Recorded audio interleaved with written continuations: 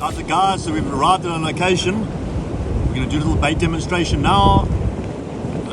Andrew and I are going to be fishing two different setups. I'm going to be fishing a bit of a drift setup, just a normal 3-ounce sinker.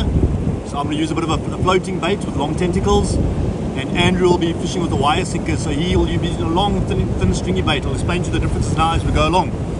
So I'm going to start off, I'm going to make myself a little dangle, a little piece of foam. So we're just going to nip a little piece off there.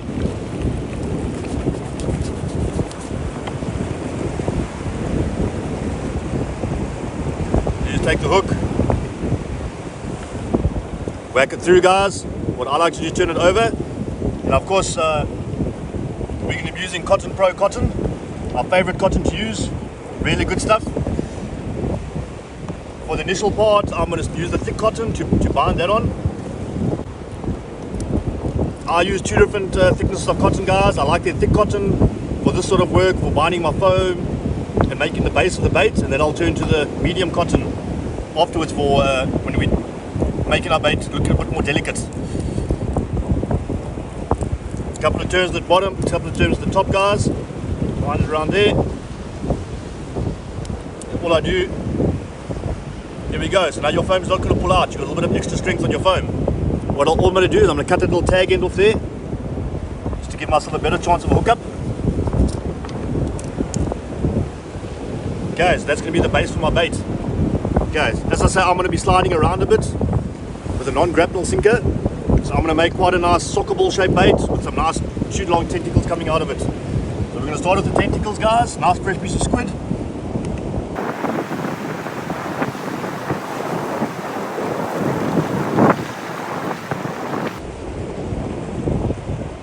Separate the squid here. So that's going to be the base of my bait. As is the base, I'm still going to be using the Cotton Pro thick cotton.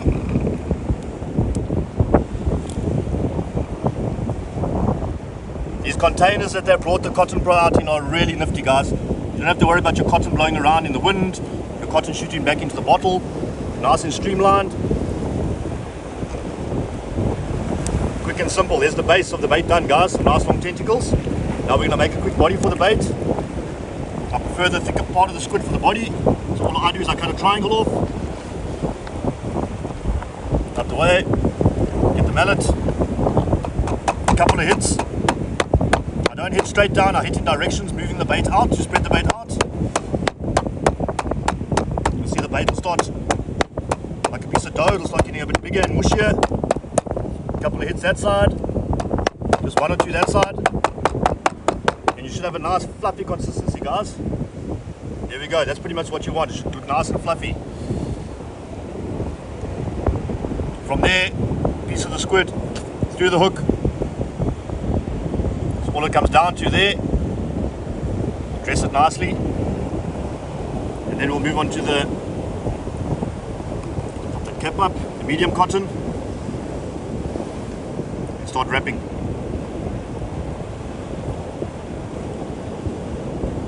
Start wrapping in all different directions, guys, and pretty much manipulate your bait into whatever shape you need. I don't put too much cotton on, guys, just a couple of wands. And that's me. Nice little moving bait. Okay, so we're going to move on to Andrew's rod now. We're going to do something slightly different for Andrew. I'll explain the differences now. Okay, bait number 2. Andrew's fishing a slightly different rig, and he's going to fish a fixed rig today. So obviously single will be stuck in the sand. Because of that, no foam rig, we're going to make a nice long slinky bait, something that's going to lift itself up with beautiful movement in the water. So there's going to be no body to his bait, it's going to be a nice long stringy bait with some beautiful movement. So we're going to fish two different styles. So all I'm going to do is I'm going to show you now exactly what I'm going to do for Andrew. Very, very simple bait.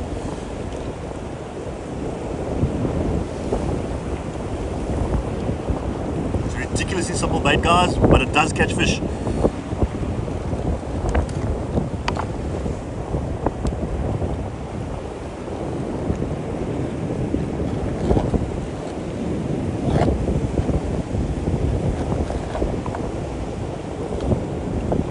Okay, that's pretty much what's going to be. How easy is that?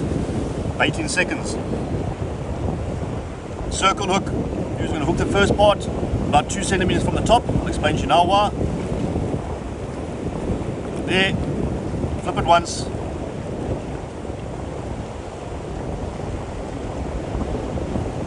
Get up the hook a bit. We're going to grab that little tag in that piece there. We're going to hold him there. We don't want to get any cotton around that guy. We'll use the thick cotton for this. And all we do is going to work it down the shank of the hook, keeping it nice and streamlined. 2 winds around the bottom.